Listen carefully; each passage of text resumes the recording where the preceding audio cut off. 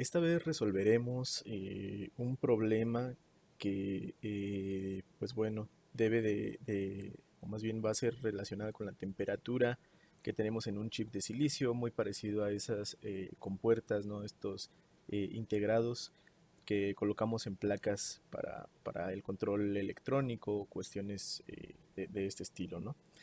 En este sentido, pues bueno, voy a permitirme dar lectura a este problema. Y se menciona lo siguiente: un chip de silicio de 5 milímetros de lado y 1 milímetro de espesor está embebido en un sustrato cerámico.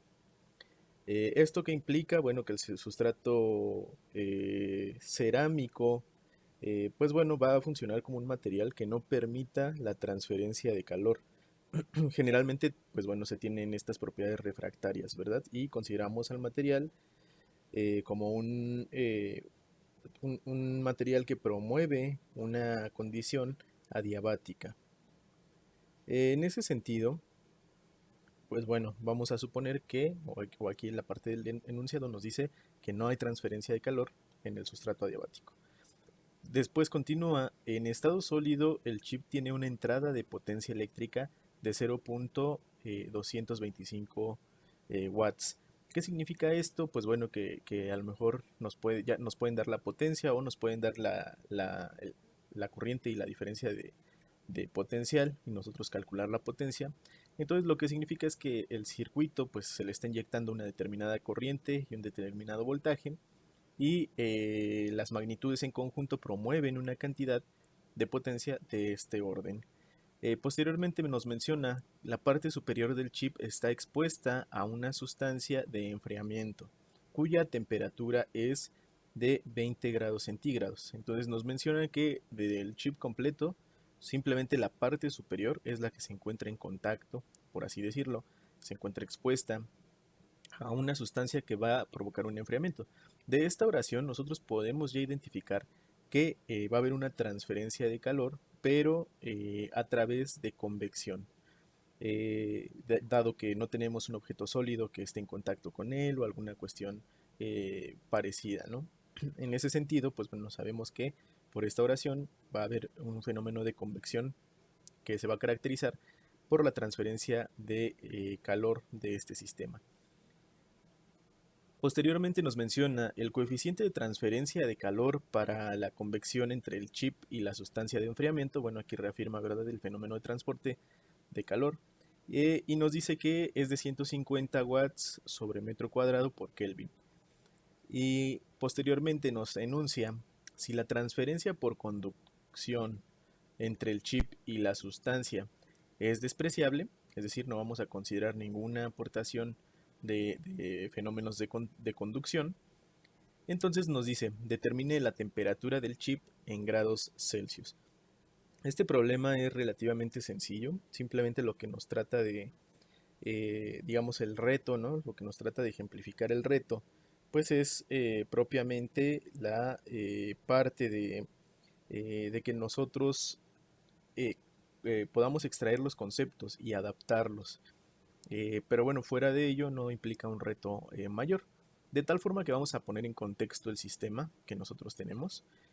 Aquí en la parte de la potencia eléctrica, pues bueno, la cantidad que nos dan, recuerden, nos pueden dar la magnitud de trabajo o la magnitud de potencia.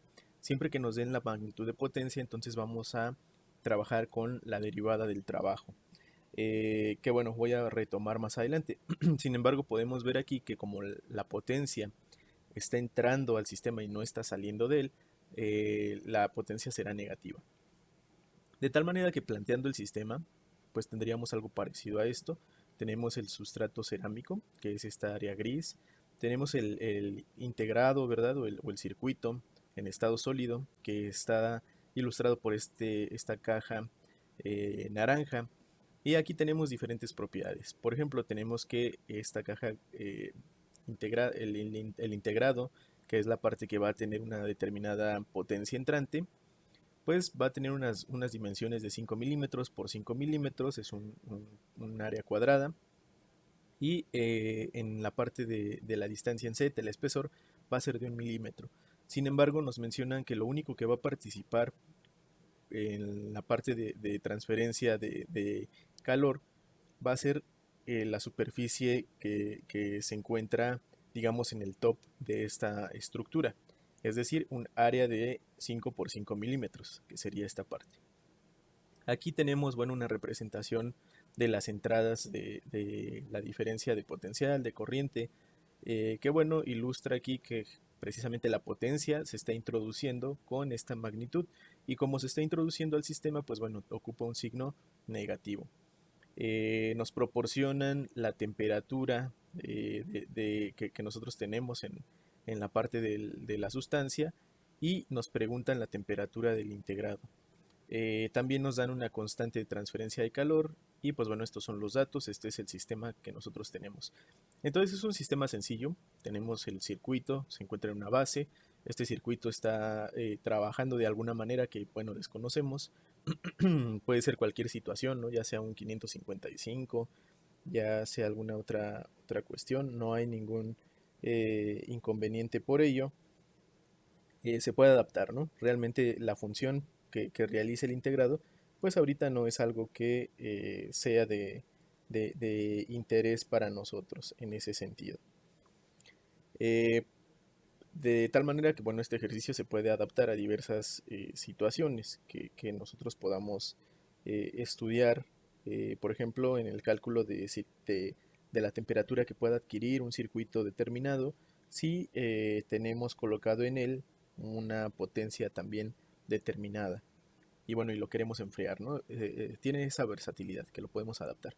En ese sentido, ¿cómo vamos a comenzar a trabajar? Pues bueno, simplemente tenemos que recordar el fenómeno de transferencia de calor, ¿no? La tasa de transferencia de calor que se va a generar entre el circuito y un fluido, ¿no? Por convección. Este modelo, pues bueno, ya ha sido estudiado. Entonces, de la parte de la literatura que ya hemos mencionado en otras sesiones, definimos esa tasa de calor. De tal manera que la tasa de calor, si nosotros comenzamos realizando el balance de energía, pues representaría Q punto, ¿verdad?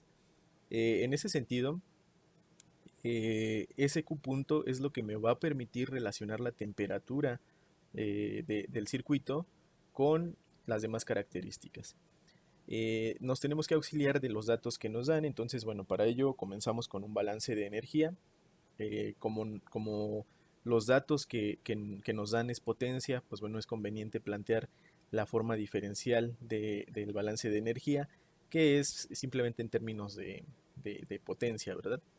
De tal forma que el balance de energía, pues bueno, es que la derivada de la energía completa del sistema respecto al tiempo va a ser igual a la tasa de intercambio de calor, que es básicamente el calor transferido respecto al tiempo, menos la potencia, perdón, el trabajo respecto al tiempo, que sería la potencia. De esta manera, pues bueno, nosotros sabemos que la energía del sistema va a ser una constante, por tanto su derivada lo podemos igualar a cero, y nos quedaría que esta magnitud es la diferencia de la tasa de intercambio de calor menos la potencia, va a ser igual a cero. Entonces vamos a poder ahora retomar lo que les comentaba, que es el modelo de transferencia de calor por convección en un sistema. Esto, pues bueno, deriva justamente de las ecuaciones de Newton, ¿no? Y pues bueno, ya es un modelo que simplemente nosotros podemos tomar y colocar aquí. En ese sentido, la ecuación nos dicta lo siguiente, ¿no? Que la razón de intercambio de calor, la razón de transferencia de calor, perdón, sería igual a el negativo de la constante de transferencia de calor por el área que está participando en este fenómeno, por la diferencia de la temperatura entre la superficie que se encuentra, eh, digamos, que nosotros tenemos en el sistema, menos el fluido que se encuentra alrededor del sistema. De tal forma que una vez que tenemos esta relación, pues bueno, nosotros podemos sustituir estos valores en la ecuación principal. Y pues bueno, lo que tendríamos sería lo siguiente. Nosotros ya dijimos que en este lado de la ecuación tendríamos 0, ¿verdad? Entonces que tenemos que aquí es 0, y va a ser igual a esta expresión menos el término de W punto. esta expresión, pues bueno, esta Q aquí la definimos, entonces lo único que hicimos fue sustituirla en esta parte. ¿Qué me va a permitir hacer esto? Pues bueno, de esta ecuación, si nosotros nos fijamos, tenemos la magnitud de la constante de transferencia, sabemos el área que participa, tenemos la temperatura del fluido, tenemos también la magnitud del trabajo que ingresa al sistema y lo que no tenemos pues es justo lo que nos están preguntando, ¿no? Que es la temperatura correspondiente a la superficie del integrado o del chip. De tal manera que reorganizando estos términos y bueno, y despejando el término de interés, pues nos quedaría que la temperatura del el chip, de la superficie del chip, va a ser igual a menos la potencia entre la constante de transferencia de calor por el área que participa en la transferencia de calor, más la temperatura que se tiene en el fluido. Aquí pues ya cubrimos que con toda la parte de las magnitudes que tenemos, por lo tanto pues sería simplemente recordar, ¿no? Cada una de las magnitudes. Entonces sabemos que la potencia tiene un valor de 0.225 watts, pero como esta potencia está ingresando al sistema, el signo va a ser negativo. El área que está participando, la oración del problema nos decía que solamente la parte del top, es decir, la superficie del chip, la superficie cuadrada, es la que participa, por lo tanto, el área superficial va a estar definida por 5 por 5 milímetros por 5 milímetros. Lo cual, pues bueno, expresado en términos de metros cuadrados sería 25 por 10 a la menos 6 metros cuadrados. La constante de transferencia pues es un valor que nos estaba dando el problema, simplemente aquí lo tenemos, y la temperatura del fluido pues también es un valor que nos estaban dando del problema. Por lo tanto, lo que restaría sería sustituir estos valores y calcular la temperatura.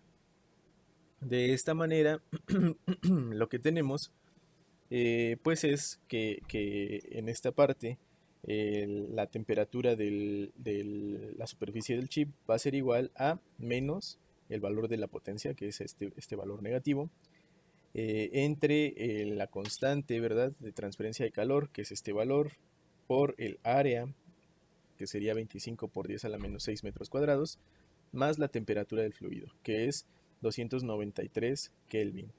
Esta parte, pues bueno, sería el resultado. Si nosotros operamos estos valores, llegaríamos al resultado que sería 353 Kelvin. Y bueno, este es el equivalente a 80 grados centígrados. Podemos emplear la fórmula, ¿verdad? Sabemos que la diferencia pues son 273 grados, ¿verdad? Si queremos hacer la transformación, entonces ocupamos esa fórmula y podemos pasar de Celsius a Kelvin y viceversa. En ese sentido, bueno, este es el resultado del problema, pero ¿qué es lo que nos está diciendo? Aquí obtuvimos una magnitud positiva.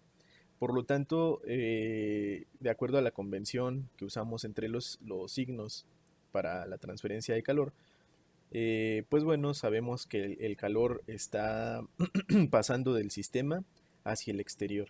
Eso es lo que nos está diciendo esta convención de signos. Y pues bueno, tiene sentido con la lógica del sistema, ya que a la hora de que nosotros introducimos una determinada potencia al sistema, este trabaja en los componentes que tenga, por ejemplo, transistores, resistencias, capacitores, pero el global de la energía que está interactuando con este proceso, pues bueno, se ve reflejado en un aumento de calor. Tenemos una energía que se está aprovechando, pero otra energía que no se está aprovechando, ¿no? Justo como nos dicta el balance de energía. Esta potencia sería la que se aprovecha, mientras que la parte del calor, de la transferencia de calor, sería la energía que no se está aprovechando para efectos del trabajo que pretende desarrollar ese dispositivo. Por lo tanto, pues bueno, vemos que la temperatura en la superficie es más alta que la temperatura del líquido que generalmente en este tipo de aplicaciones pretende enfriar el sistema. Por lo tanto, tiene sentido justamente nuestra interpretación y esta sería toda la solución del problema.